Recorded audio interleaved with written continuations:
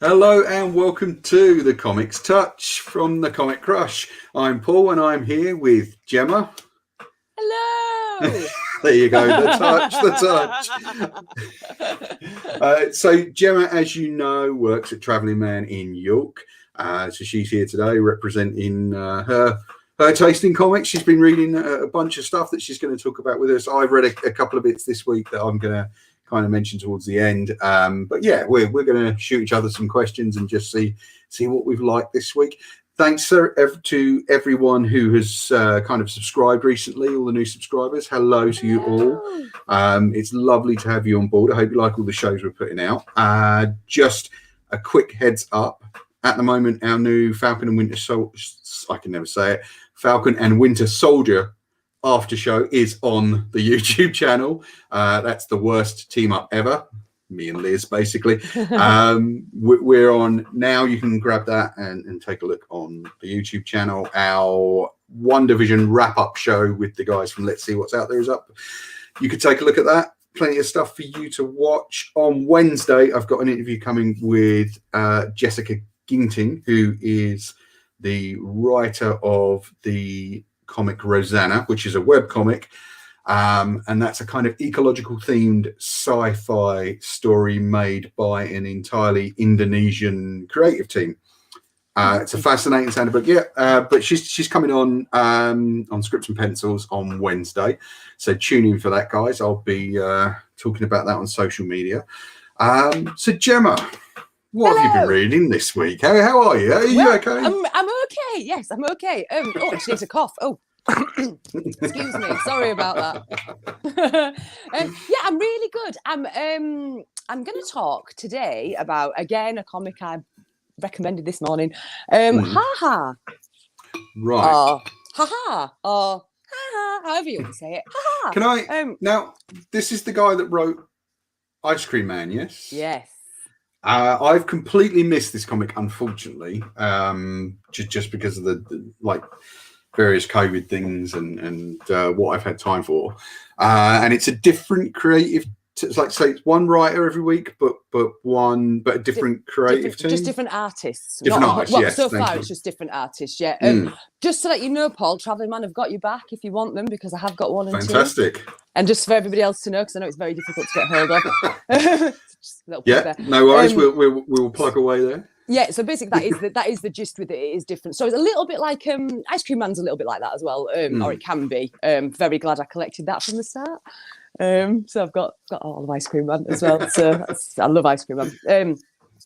But yeah, basically, Ha-Ha is sinister stories based around different characters that are all sort of connected with a clown theme. So far, anyway, the two issues that I've read have had totally different stories, but they're both clowns. That's pretty much it. And issue one, this issue here, focuses on a character called Bart, who's a really overly positive individual who works at the local fun fair as a clown. His day just starts terribly. He ends up, losing his job, and lots of other things happens to him. He gets robbed by his friend. Just lots of not great things. And it just gets progressively worse as the day goes on. But the only thing that doesn't change is his overly positive attitude the whole way through. And as things are just getting worse, you just go, this is so sinister. Like the fact that he's just so happy. He doesn't change his tone the whole way through.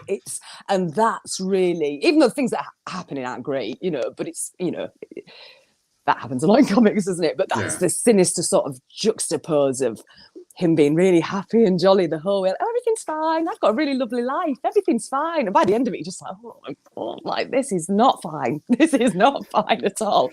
But yeah, that's the one thing that sort of got to me about it. And it kind of made me think how happiness and misery are just juxtaposed constantly, aren't they? Like, oh yeah, yeah.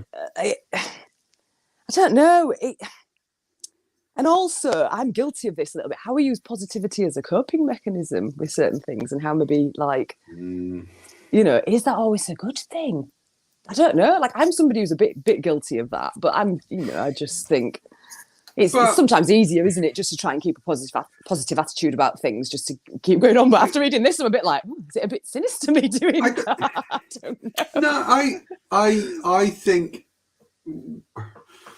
within reason, whatever you need to do to get through is absolutely fine. Within reason. Yeah, within reason, of course. Yeah, as long if you're not hurting someone, or yourself, then I think whatever you need to do to get through. And I think the last year or so has really made me realise that. Oh yeah. You can't really judge people for how they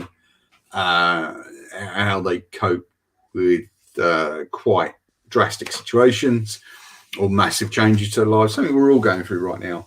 Yeah. But at the same time, I think if someone is overly positive all the time, like it can be a bit. Yeah, I mean, I'm struggling for the right word to use here. I think, as you say, it can be a bit sinister. I would worry more about someone who is overly positive all the time. What about me, Paul? No. I know what you really like. So no. Well, in as much as I worry about all my pals, of course, yeah. But I think there is something to be said for having positive, and I've known plenty of people who are really positive, and I'm not a positive person. I am a grumpy git. So you're all right. I'm all right. I'm doing this. But yeah, I'm a miserable git, and I can sometimes wallow in my own misery and frustration and anger, and I'm trying not to do that as much now because I've realised that it's quite draining on you. Make something, Paul. Make something with it. That's what I do. Just make it into something. Here's my misery. A little pile here. Well, as anyone who's read anything I've ever put on the website, there's always a tinge of misery there. That's life. So, I love I'm laughing manically like a clown, though. It's very on brand. Very on brand. Yes. But going back to the book, how was it for you, really? Like, you've read the first 2 issues, am I right? Yeah, first 2 issues. I'll go through the second issue a little bit as well, actually, because that is a slightly different story. But it's wonderful to look at. The lines in the first issue are very sketchy, but then it's kind of contrasted with Chris O'Halloran's colours again, which are really bright and sort of in your face, and it's just a perfect marriage of imagery to go with the story and everything that's kind of happening in the story. So I use this term quite a lot, but it's like it gives you eye joy. So it kind of really takes you in. I love my eye joy.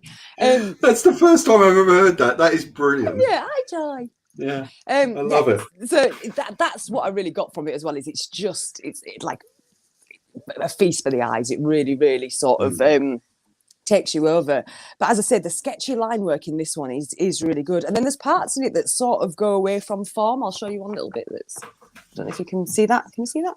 Oh yeah, cool. Where it goes into a different sort of style throughout as well to sort of illustrate that point that they're trying to make in that point of the comic. But yeah, it's brilliant. It's brilliant. I mean, looking at the creative team, I had a good idea that it was going to be good or really good. But who's the artist on that? So the artist is Vanessa Del Rey. Oh yes, Vanessa's fantastic. Great, yeah. Yeah. Obviously written by W. Maxwell Prince, colours by Chris O'Halloran, and letters by Good Old Neon, should I say? Good Old Neon. Which I think is a band as well. I think it's a band called that as well. Yeah, I think so. Maybe they've got a little sideline going on. Maybe, you never know. I nearly accidentally tagged them this morning, so that's how I know. Maybe it's like the full Monty. Yeah, maybe. It's like the full Monty, and they've given up being a band, and they've just decided male stripping wasn't for them. They're going to become comic colorists, where all the money is. Yes, well. Brilliant. Brilliant. No, it's good. It's good to laugh. It's good to laugh, especially when we're talking about clowns and very sinister clowns. I'm a bit like a clown. Can I ask you, do you find clowns sinister? No. Love them. Okay. No, I'm a very odd individual, Paul, when it comes to a lot of things. A lot of the things that you would typically put as a I don't know, something that would scare other people. Yeah. So I laugh at it. I'm terrible. Like, See, I'm really bad. I'm really bad. I'm not really like That's why clowns. this is good for me. Yeah. Clowns, I'm a bit, you know. Do you know, Dolls is the one. yeah, maybe like, dolls, maybe ventriloquist dolls. I'm not a massive fan. oh, But yeah, then they don't bother me that much. I mean, my mum used to have a porcelain doll stall. So my bedroom as a kid, like that's all she gifted me, was just surrounded with porcelain dolls. So I used to wake up every night till I just saw these dolls everywhere. And she found one called Gemma that was the ugliest thing you've ever seen. It was wonderful. So when I was a kid, when I was very young, like 4 or 5, I've got a lot of older sisters. Right. So I've got like 5 sisters and a brother. There's tons of us. There's like a Irish Catholic family. Oh, so. well, there's tons of us as well, but I don't have any older sisters. But yeah, that's predominantly what we, it's mostly women at home. And it got to the stage where I was about 4 or 5 and my mum wanted to throw out all the old dolls that my sisters had. So she packed them all into a suitcase and shoved them into the top of this wardrobe, like literally full to the, like it was bursting practically. And the wardrobe had this sort of tilt opening top, right? Like storage compartment. No. So they're all shoved in there. So one night I'm lying in bed and I've kind of woken up really sleepy in the middle of the night. I'm about 4 or 5. And all of a sudden the swing compartment on this wardrobe is opened and this little doll's arm has come out like that. And I freaked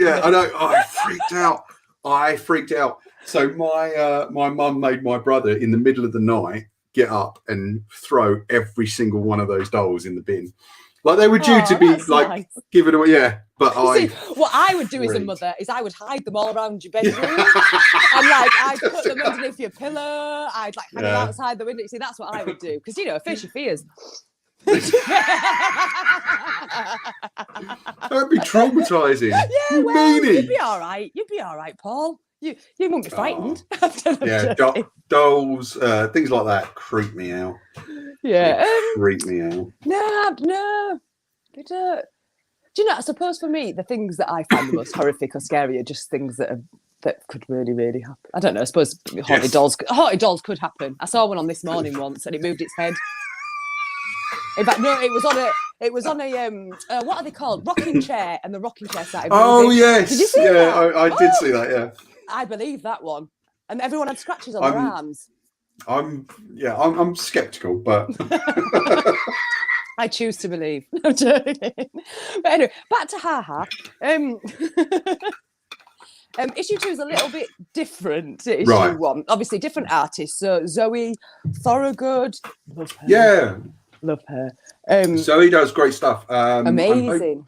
I'm hoping to get a read of the new edition of The Impending Blindness of Billy Scott, I think it's called, which is her sort of long form graphic novel that she did. Yes, I've got the original one actually.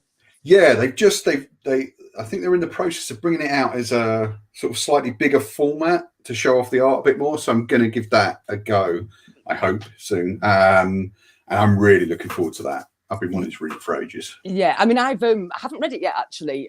We do have some of the originals left, though, Paul, if you did want them. So, because I know it's a printing issue as well. They've run out of print. Look at me, I'm plugging all the time, aren't I? To try and get No, you can do it. That's fine. That's fine. I'm happy for you to plug away. I'm really excited to read that one. It looks absolutely brilliant. So I was really pleased when I saw she was on this as well because, I love her art style.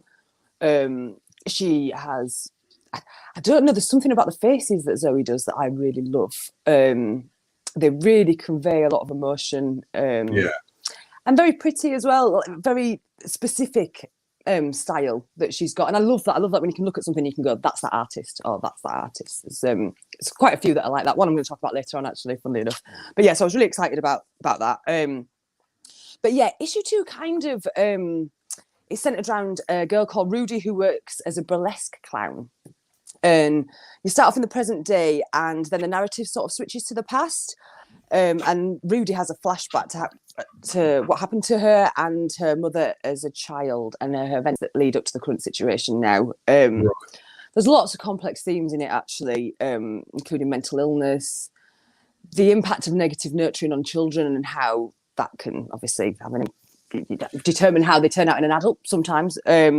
Just and for how history. Oh, sorry. No, go on. You finish. I was just going. Oh. The beauty of live video. I was just going to ask, negative nurturing. I've never come across that expression. What does that mean? Well, you've heard of the term nature and nurture.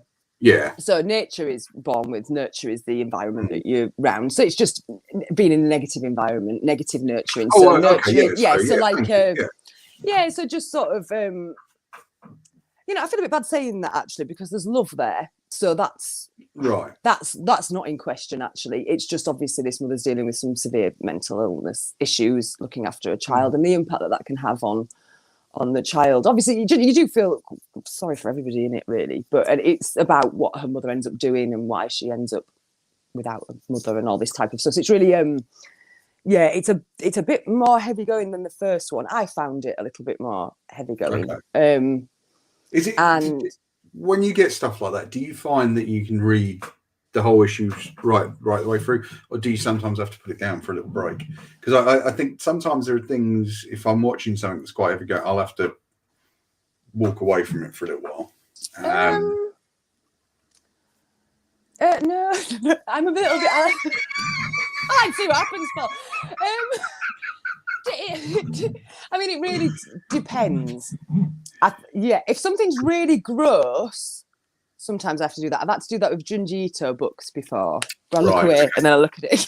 And then I go, there's a book called Greased. A story called Greased, which is in Shiver that I'm just thinking about how I want to balk. So that stuff's more my kind of, I can't cope with. So if it's really gross, snot or something, or sick, I can't cope with it. But intense,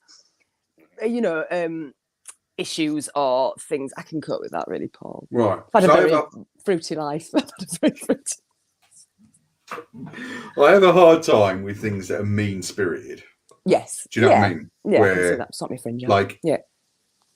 Which is a weird juxtaposition for me, because show me an arsehole in entertainment and I'll love that. Like a TV show about someone who's just a dick. Yeah. I will. I actually derive a lot of pleasure for that. Partly because you want to see what people will get away with and still make you empathise or sympathise with them. Yeah. But things that are genuinely mean-spirited, I don't like. I think that and again, it might be just getting older and mellowing out as I've gotten older. But things that are a bit horrible. But this, I take it, isn't kind of mean-spirited. It is. There is a point to the darkness in it. Yeah, there is a point to the darkness. I mean, I will say we had a conversation about this the last time we did a video. Actually, there's not really any happy endings. No, I shouldn't say that, should I? Shouldn't say it to ruin it, but just as a warning. So that's one thing I would bear in mind. I mean, I don't know if there's going to be a point where everything connects at the end. I don't know if there's something like that's going to happen. But as it stands, they seem to be just individual stories that aren't very happy, considering the subject matter. But very, really good, though. Really good. Really well done. And I love the idea of, different artists every time. I don't know, it shows their interpretation of the story, doesn't it? And how that can sometimes bring a different light to things and bring a different light to the subject matter. Just how is the first artist did that with the first issue. This is a very different issue with the second issue. Both brilliant.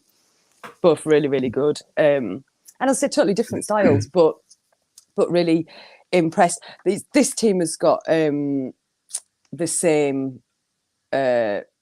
colorist and letterist as well. It's good old Neon doing the letters and Chris O'Halloran doing the colours. And this cover is Martin Simmons. I just wanted to. Oh, Martin, I love his work. He's great. Is Martin? He's great. I really like. I love Martin. Someone I actually really. I'm always pleased to see when I do get to see him, which is increasingly rare now. But he's been in the shop once, twice, and once or twice I've caught up with him at MCM in London, and just a very pleasant guy, very nice to be around. I really love chatting to him when I get the chance. Yeah. Yeah, no, There you he's go. great. Martin's great. I've met Martin a few times. Great, great human. Had lots of nice conversations with him. Same as you, MCM. I don't know if I spoke to him at Thought Bubble as well. Spoken to him in a few places, definitely. I think I definitely spoke to him when I was working MCM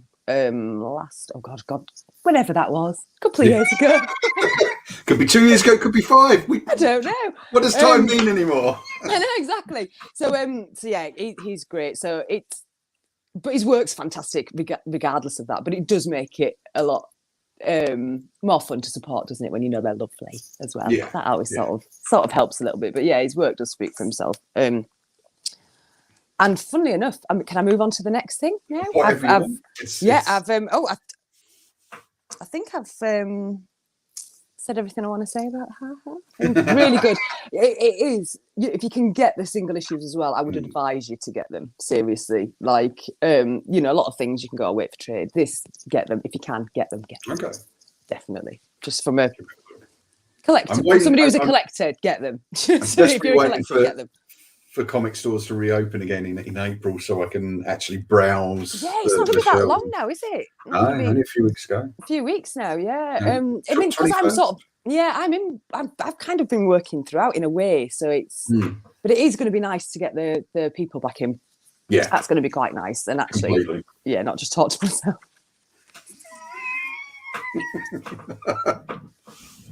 At least you're never lonely. At least I'm never lonely. At least I'm always right. I'm joking.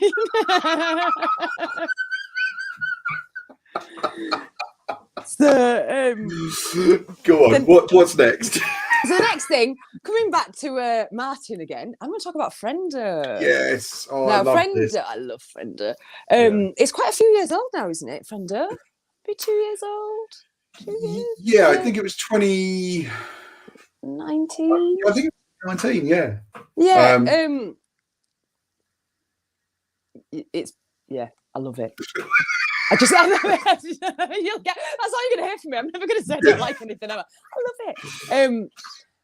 It's one of my absolute favourites, actually. There's so many different themes in this that you can connect back to life that I actually struggled to write what to say about it, Paul, because there was so much that I could say. And so many little avenues and wormholes I could go down and take you through. So I thought I'd do a basic outline and then we'll maybe go down some of them wormholes if we get to it. But yeah, go for it. You'll know. You can fact check me if I get this wrong. But it's basically set in a universe that has a modern day visual, but the same sort of ethos as ancient Rome. Very dog eat dog. Running Man. I know that's not ancient Rome. But there is that gladiatorial kind of bread and circuses thing that is very much killing people for fun, for entertainment, that type of jazz. Not the best. And it's just a really thought-provoking ultra-violent. It is purple as well. It's the violent ride. So so that is a bit of a warning for it. There is a lot of violence in this. There's a lot of difficult themes. So just if you're somebody who struggles with that, just a little bit of a warning. It's there's a lot of different things to unpack in it that some people might find difficult. But basically the story is centered around the main protagonist, Leo, who's a really complex character with a history of sort of childhood abandonment and abuse. His father was quite an extreme Baptist, I believe, and just was horrible, really horrible to him when he was younger. And it sort of frames how he becomes later down the line. There's a lot of different things in there that will indicate that. But basically, he's working as an actor in a really desensitized world where violence and consumerism is the norm. And let's have a look around. And technology is what year is this set? To facilitate it all. Where are we? No, so it is. It's very familiar to the timeline we live in, but it is a little bit more. Yeah. It's what we could become eventually if we carry on the way we're going, probably. But basically, Leo is gifted, I believe, by one of his partners, a pair of the latest Friendo glasses that have an inbuilt app that you can sort of create any friend you want. And if you're unsure, it will ask you some questions to determine what type of friend that you should have. And the intent of it sort of initially is there as a bit of a friend. It's sort of like an advertising app, really, a shopping app, sort of something that's tailored to you, and which is frightening as it is, very reminiscent of what we deal with nowadays, and will sell to you and that type of thing. But what happens is that some of the friendos end up being sort of corrupt and malfunction and do things and have impact on the people that have a friendo that's really negative and very violent. So yeah, you sort of journey through it with the tale with Leo, and you really see the devastating impact that this VR can have on your life, and that detachment from reality. Yeah, because that's the thing with these, that it becomes quite addictive. So Leo has to have his friendo all the time, like it becomes that thing. And what is that reminiscent of?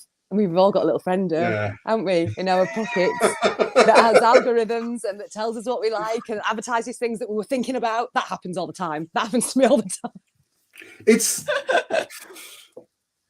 I mean, Alex Packnadell writes extremely knowledgeably and truthfully about technologies that isolate you and the ways in which his first book, Arcadia, dealt with that, and Arcadia was an amazing idea, and it's one of those ideas where you read it and think, oh, I wish I'd thought of that. Do you know what I mean?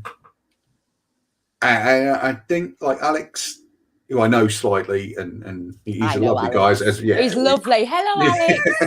Please watch. He's lovely, he's Alex. All the time in the world for him. He's just an adorable, sweet guy, and he's very good natured as a person. But there's this really dark stuff that he comes out with, and I think he sees the kind of warning signs of that kind of technological addiction. However, I mean, talking on the plus sides of this sort of technology, if we're talking about social media, the key word there, I think, is social, in that you curate who you want to talk to, and the degree to which those people are in your life. I think it's probably made a lot of relationships that might have been impossible possible. I mean, there's a lot of people I've seen and a lot of people I know, and I talk about this with Liz quite a lot, where I like them in real life, but I'm not a fan on social media. They're people I've met. Is that me, Paul? No, not at all. But because I feel that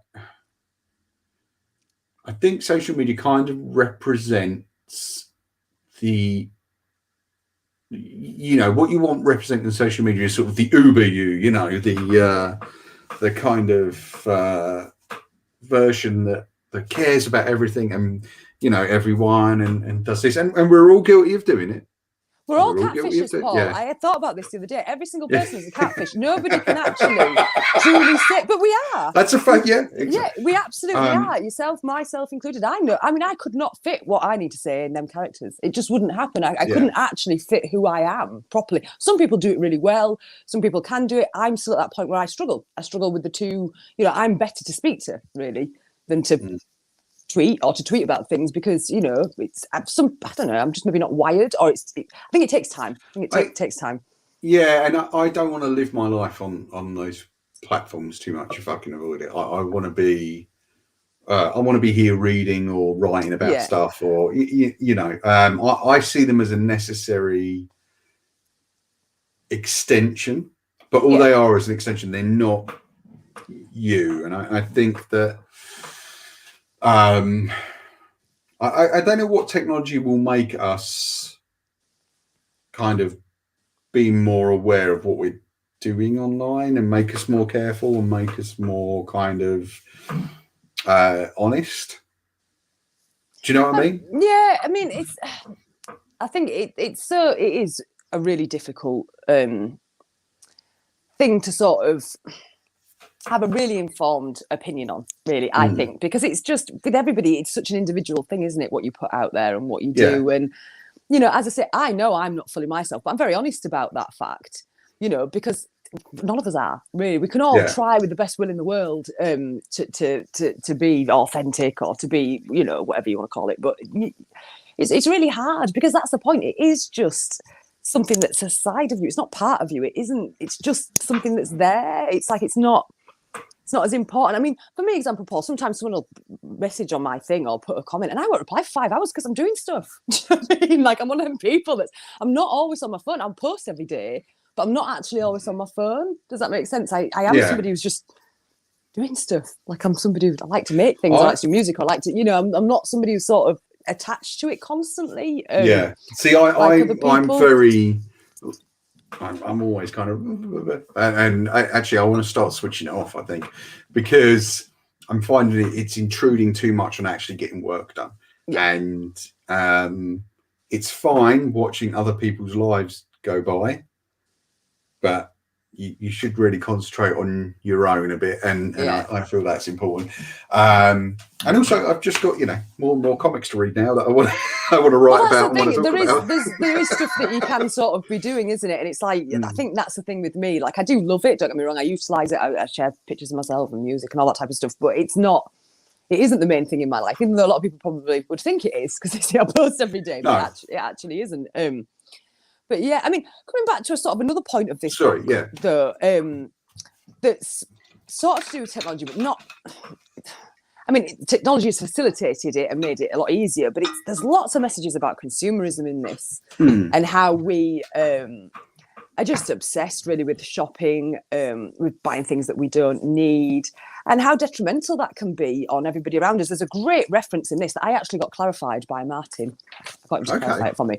So there's some, I'm trying to think what the name of the doll is, but there's a doll in this that's Leo's favourite toy. It's a bit like a G.I. Joe or something like that, but that's not the technical name. And he buys one when he was a child, and that's the main reason his father abandons him, because he doesn't believe in buying things and consumerism and all that type of stuff. There's a lot of history with this doll. Anyway, it's important, but Leo basically is trying to find one of these dolls, and it turns out that a load of them were dumped in the desert and buried because they were hurting children. So they had like chemicals in them, things that were really, really bad. And that actually happened to all the Atari ET games, and it's a reference to that in real life. Yes. So they it bombed. So they just bloody buried them in the desert. And there's an actual reference to that. This, yeah, well, there's an actual reference to that. And I remember saying to Martin, I was like, Martin, is it to do with the Atari thing? The ET Atari? And he was like, yes, Gemma. So I was really pleased that I got that reference. Brilliant. I was like, that's what that's in reference to.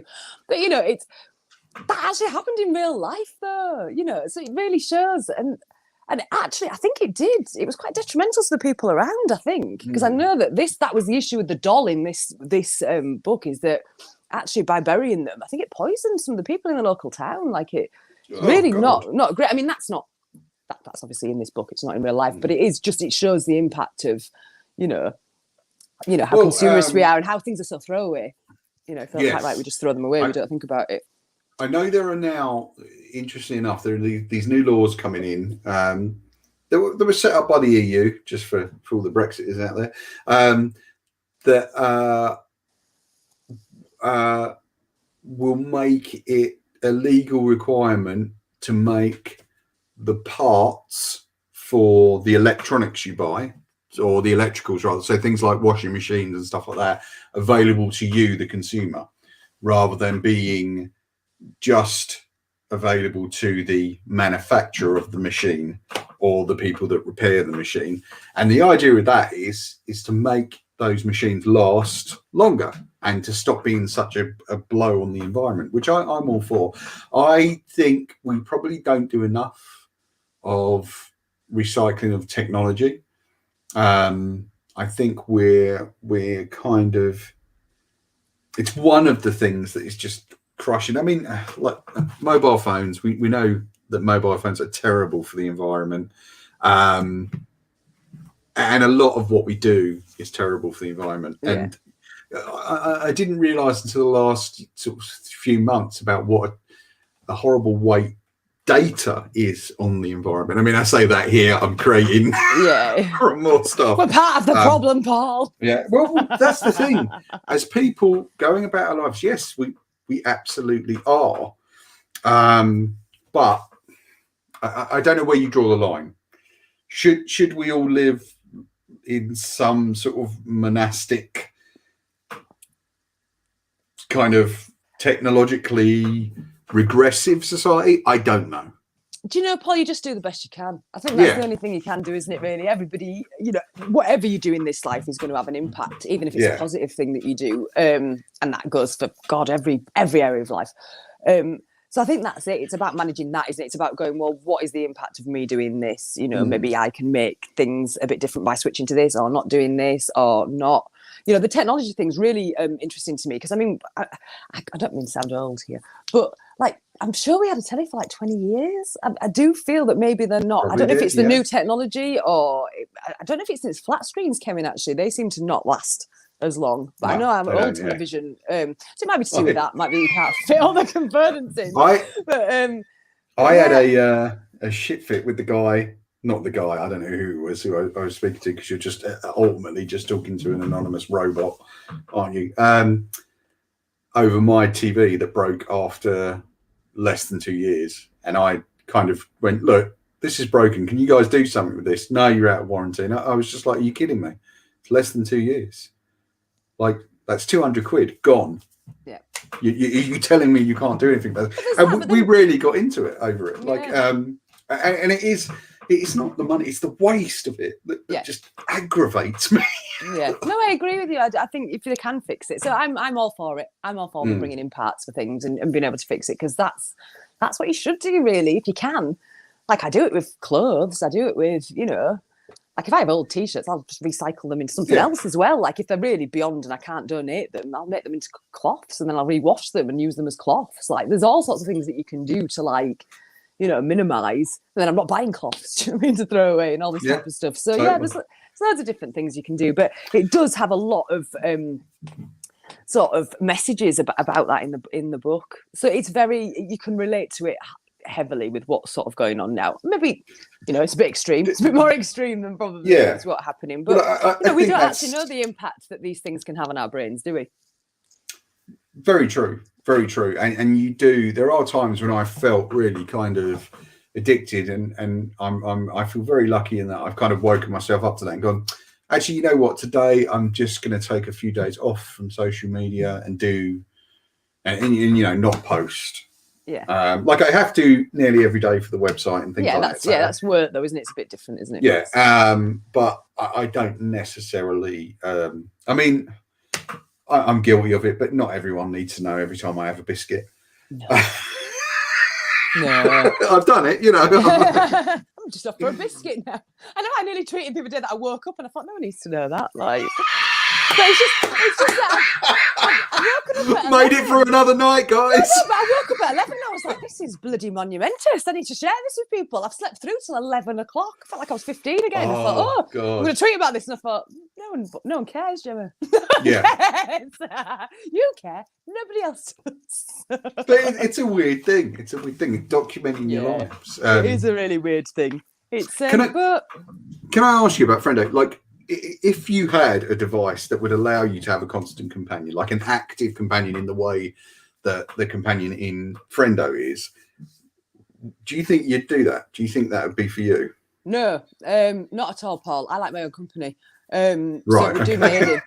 No, it would. And it's all like, you know, I'm somebody who likes to be around people. Don't get me wrong. I'm very much a people-orientated person, but I am actually somebody who likes to be on my own quite a lot as well. I get quite a lot out of myself. Like, I quite a lot of myself. I enjoy my own company. That's great. So for me, I don't know.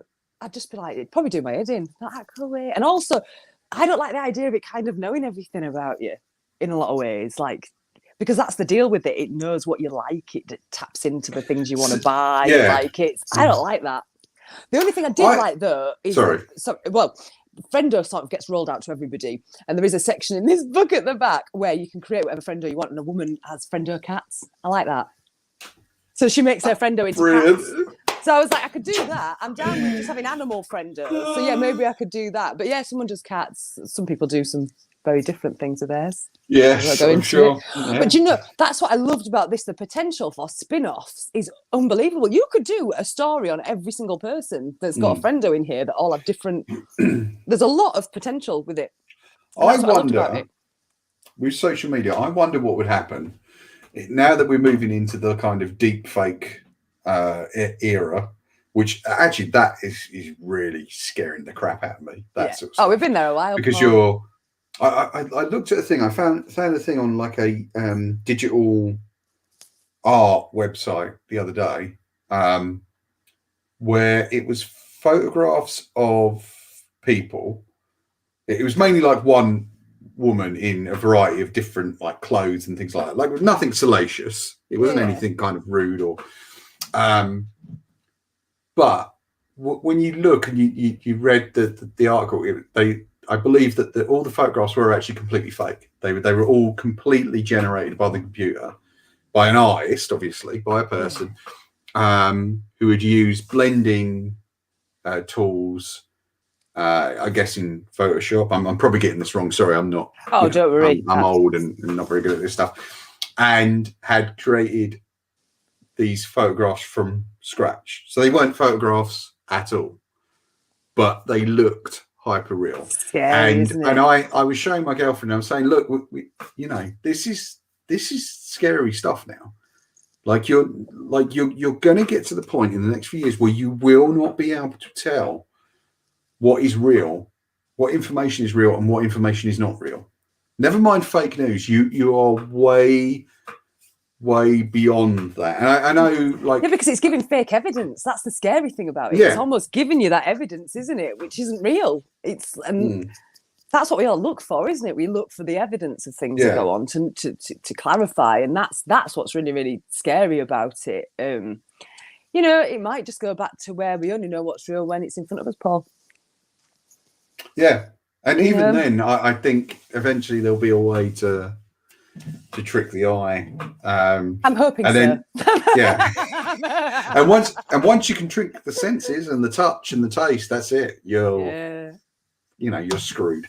But I think it's potentially a very, very dangerous time. But I guess it's all going to be down to the people that use it and how they use it. Yeah, and there will be people who know how to deconstruct it as well. So you will get to a point where an image is shown, but actually someone will go, well, I know how to pull this apart and know that this isn't a real thing. So there are going to be them people out there that are going to be able to help you out, that understand, when you do something forwards, there's always a way to do it reverse, isn't there? There's always a way to sort of... you hope. You hope, but I would imagine. It's like sometimes, like as a photographer, you can look at a photograph and know that certain things have been done to it. And it's even more prevalent in the digital age now. It was a bit more difficult when I was working in analog a lot of years ago. I mean, I was trained in sort of darkroom techniques and all that type of stuff. So anything you had to do there, I mean, you had to set everything up correctly in the shot for a start to be able to get a good photograph. But also there was a lot of manipulation you could do in the darkroom, so you could get lots of different images and that type of stuff. Whereas now it's actually really easy to do things like that. So sometimes you look at an image, you go, "Oh, this has happened." It happens a lot with like photoshopping and stuff as well, doesn't it? Like there's there's a lot of noise about that and how you can make somebody look totally different to how they look. But as I say, I think to a trained eye in it, they can see that. They can see it. So I'm thinking of employing that technology for these videos so I can look slightly better. I've just got I'll settle for more hair. Two idea lights. You know what? I have got to say that I'm not going to swizzle my camera around because it's a mess. But I found an old 70s projector screen. Oh wow! So I've got a projector. Yeah, but all sorts of crap. It's only because I can do like weird hand things. I'm going to do it this afternoon. I'm going to create some hand puppet shows.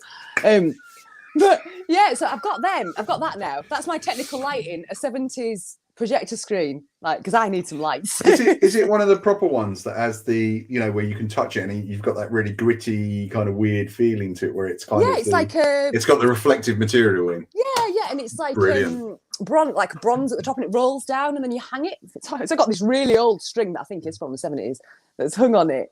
Amazing! Yeah, we've got loads of old films that we can watch through it. So, but yeah, I love anything like that. Oh, Paul, I have the best time in Escape.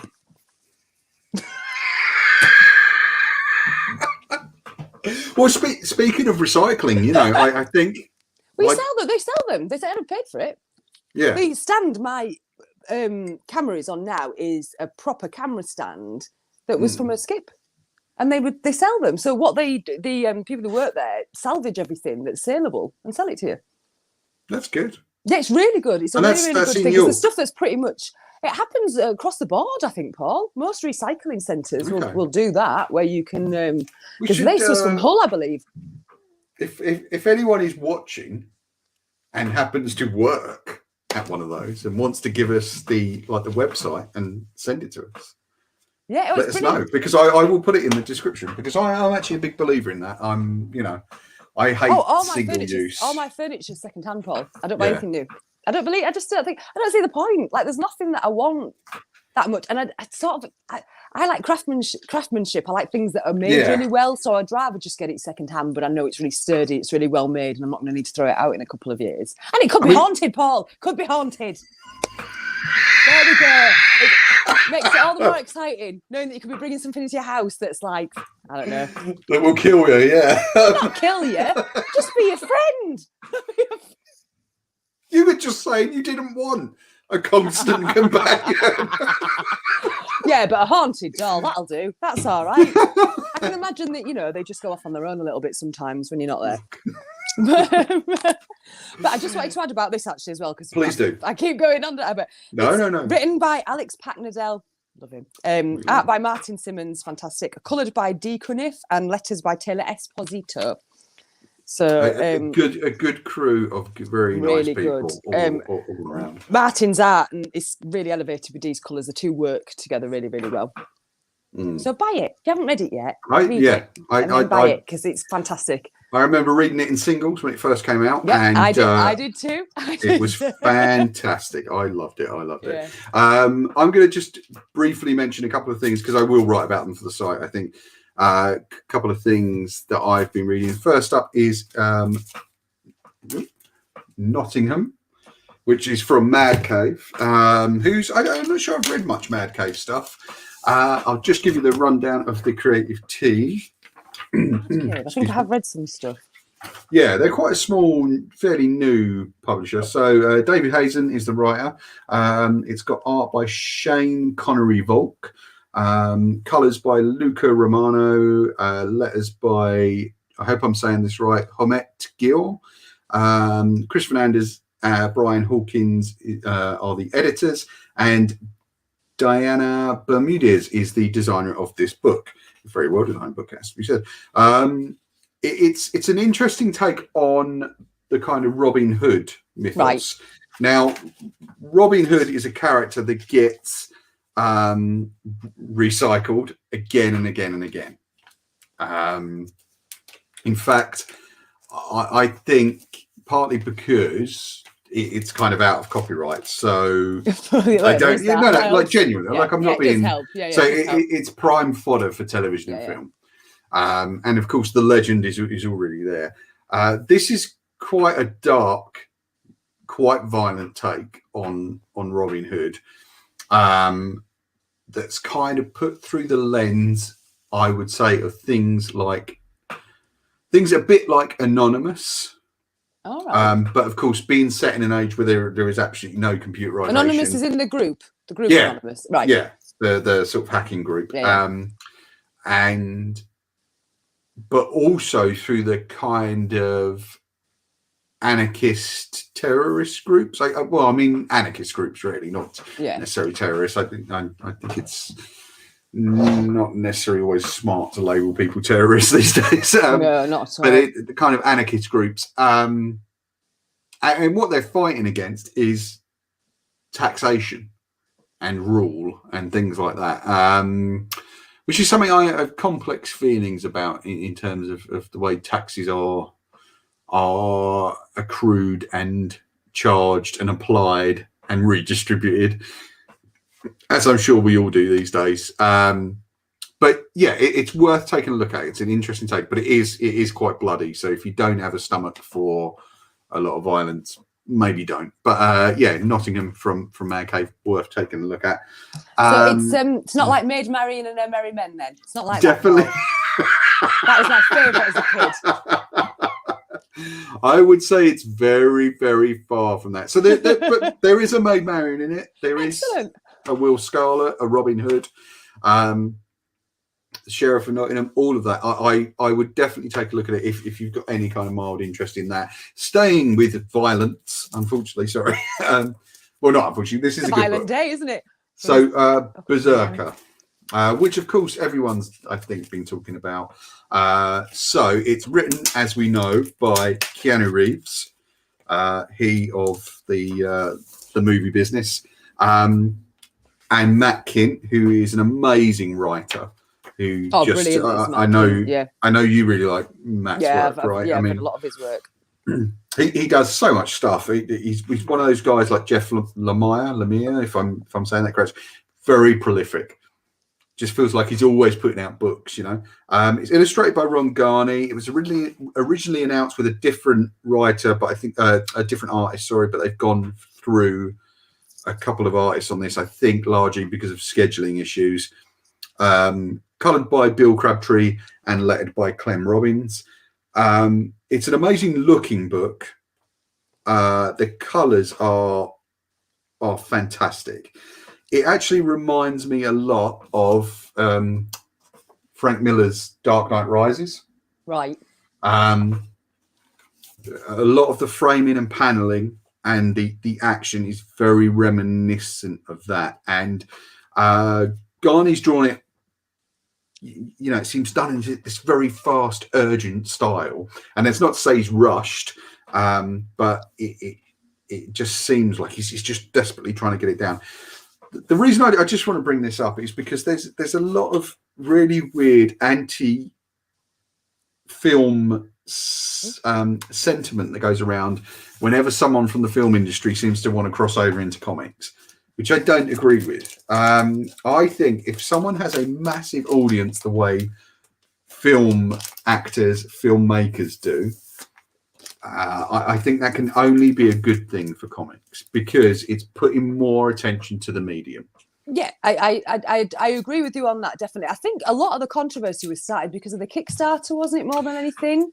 So yeah, I think it was them using that font. But I mean, I suppose it is there for anybody to use as they want to use. So, but I agree with you, Paul, in the sense that it can only be a good thing to bring that attention towards comics. I just hope it does bring attention to more indie things, which it will, you know, it will. But it's it's a difficult one for me because I agree with you, but I can kind of see it from the Kickstarter point of view to an extent, just because. But then it's there, isn't it, to be used? Isn't it? It's there to be used by whoever wants to use it. So sure, and ultimately we have to remember this: it's if you don't want to give to the Kickstarter, you don't give to the Kickstarter. Yeah. You don't want to read the comic, don't buy the comic. Yeah, of course, that is choices. You know, yeah. But I actually really like the book. I'm going to try and write about it on the site. Well, I've got it, and I do want to read it. And my colleague Chris has read it, and he really loves it. Really, really rates it. But I think it's going to be 10 or 12 issues, so it's quite a decompressed opening. But it gives you kind of everything you need to get going. I really enjoyed it, but it is very decompressed.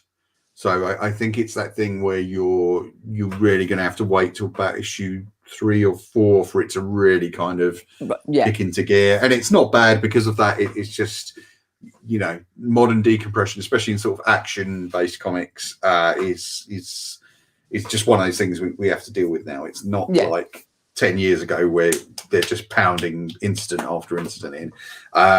But a lot happens. It's a good book. I really enjoyed it.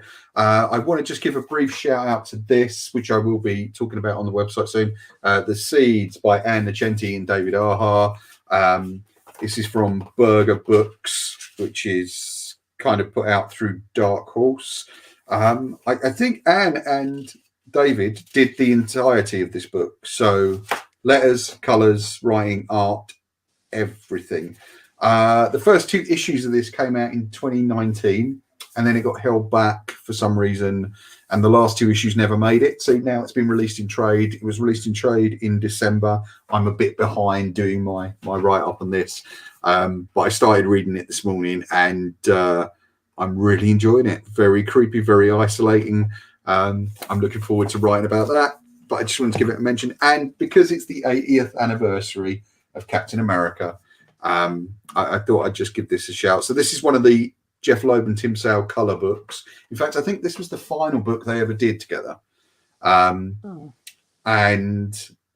this is Captain America White. Again, all the books I've talked about today seem to have been categorized by delays.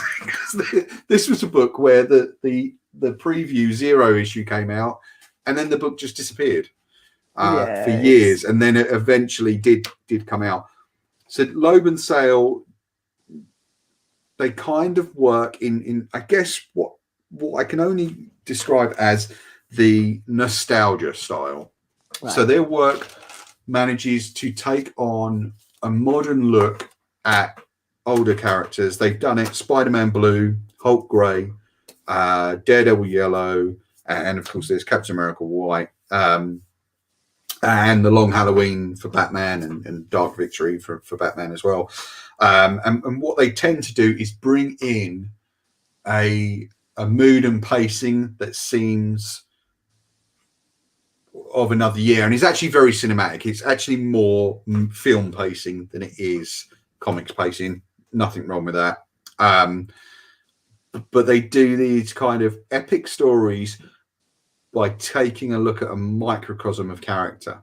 And in this, it's the relationship between Steve Rogers and Bucky Barnes, which I think is an easy relationship to mock. Anytime you get an older man and a young male character, a sidekick, it's very easy to jump to the kind of Frederick Wortham assumptions about their relationship. I'm sure you've heard the stuff about Batman and Robin, how it's actually kind of a homosexual relationship between an older man Paul. and a about. It is, but Paul. it isn't. No, it is.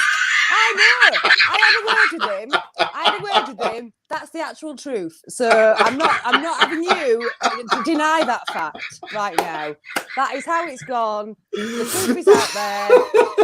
I'm not having you disproving that. That's the truth.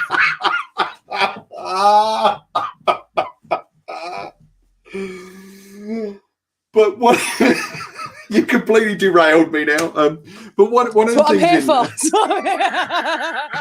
We're going to go. This is going to be so over this episode. It's only 2 hours long already. Yeah. So one of the things in that is that's been pointed out by Dave Mazzucchelli, who talks about the Batman and Robin relationship, but it would also apply to this.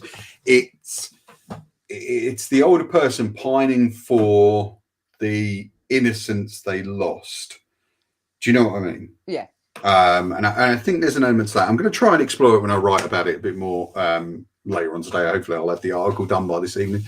We'll see if I can get off my fat backside and do it.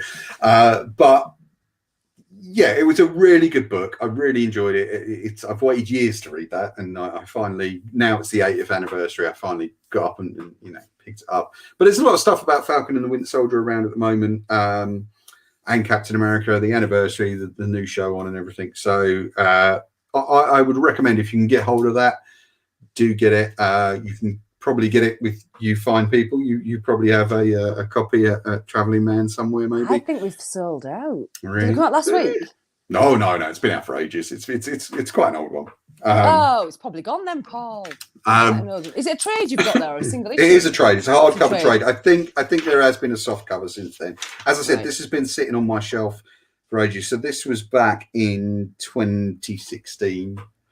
I'm sure you can still get this, even though you say that. Well, Marvel have a thing to sort of reduce costs. They do very limited. Well, they don't do limited print runs, but they take things out of print all the time. Yeah, and then put it so back. They don't. Yeah. Which is, let's just say, it's frustrating for those of us that don't always manage to catch up straight away. But I highly recommend that. You can try talking to the guys at Gosh. Their web address will be in the description, as will the website for Travelling Man, where my charming co-host works, and they should be able to supply you with whatever comics you're looking for between them. Gemma, thank you so much for coming on. It's been brilliant. Thank you. We'll be back hopefully next week.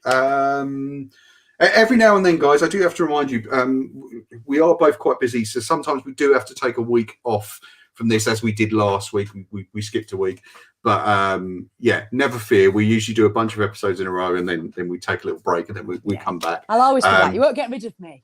Yes, and you can, if you follow Gemma on any of her social media platforms, which will be in the description below, you will see that she reviews comics all the time, and she gives her little micro reviews, which are wonderful. Comics Before Breakfast, and that's always worth taking a look at, as is any of Gemma's photography, which is terrific, and her jewelry. And there is a ton of stuff on the Comic Crush website. Literally, there is, hundreds of articles about comics. I write about comics every week. Give those a look. Please do take a look. And if you can, support the Patreon, because that helps me survive, and it helps me hopefully pay people for coming on and doing stuff like this, and helps me get comics, because that's what I need to keep going, is just to be able to get comics and read them. But yeah, Gemma, it's been wonderful. I think this is our longest episode yet. Yeah, 1 hour. 1 hour and 1 minute. I hope you stay to the end, all of you. Stay to the end, because you'll miss out on my giant. I've got a giant pencil, Paul. Go on, let's have a look. There you go. There we go. If you go before the end, you'll miss out on this giant pencil. Gemma's going to send this to me so I can do a bit more writing. Dear Mum. I don't even think I can hold the blooming thing. I know it's fine. I can. Does it write? Does it actually write? Yeah. There we go. Oh, I can't see it. There we go. Awesome. That's a lot of lead poisoning there. Yeah. Worst thing is, I don't have a sharpener for it. I think I'll just have to use a knife. Sharpen it with a knife. Oh, well. Oh, God. And on that note, the good thing about this show is I can never predict how it's going to go. I just don't know. Gemma, thank you so much. You have, as always, made it wonderful. Goodbye, guys. Thank you for watching. We'll catch you next time on The Crush. Do that one. And like, share, subscribe, because, again, it all helps. It all helps. Thanks very much. See you guys.